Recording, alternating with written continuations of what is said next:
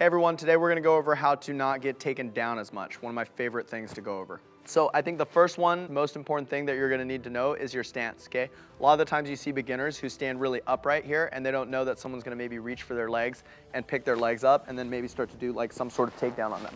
Okay, so it doesn't need to be really crazy. If you watch really high level wrestling, you might see people really low, almost like on their knees in like a crazy low stance. It's not super necessary, especially if you're just starting out, but I think always having like a bend in your knees and making sure you feel like your weight is in your legs, okay? The next thing, it's also gonna be kind of along the same lines, but if my head is lower than my partner, that's actually one of my first blocks, because if my head's really high here, when he goes to reach for my legs, there's nothing really stopping him, okay? But if we reverse it and now his head's kind of high and mine's a little lower, anytime he goes to reach for my legs here, my head's always kind of in the way. And you don't want to be head-butting your training partners all the time, okay? But it's just an idea to have your head like at least level or maybe even slightly lower than your opponents if you're worried about them taking you down. The next thing is that I can use my hands defensively. So sometimes that'll be, posting on the shoulder, or even with both hands is fine. It's not the most ideal, but I can use my hands to either like kind of block him and keep him away, or I can use them as kind of like what we call underhooks. So if he's trying to grab my legs here, I can always use my arms and I can kind of like bring him up into this position. What that should tell you is that instead of always trying to reach for your partner, you want to make sure that you keep that good stance and you always have your arms in so that you can react defensively instead of just reaching over and grabbing them and having them, go in and attack your legs, okay?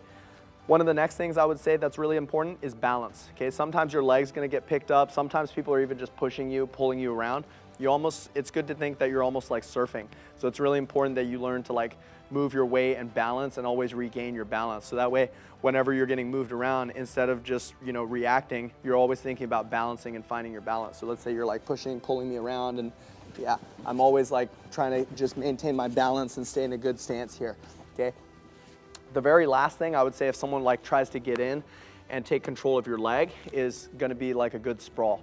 So now let's say that my partner actually grabs my leg here, however they do it. I wanna start putting my weight on my partner and making sure that my feet are far away, because if I just stand here and I'm really strong, eventually I can start to get knocked over. So instead I put weight on my partner here, okay? I try to keep my legs as far away from them as possible, okay? And if I'm lucky or if I'm fast enough, maybe I can actually get myself free and we can kind of be in a neutral position here, and then we can both stand back up. But I would say the basics of it are having a good stance, trying to keep your head a little bit lower or at least level to theirs, having some good balance, and then having a good sprawl. Okay, the sprawl just helps keep your hips away.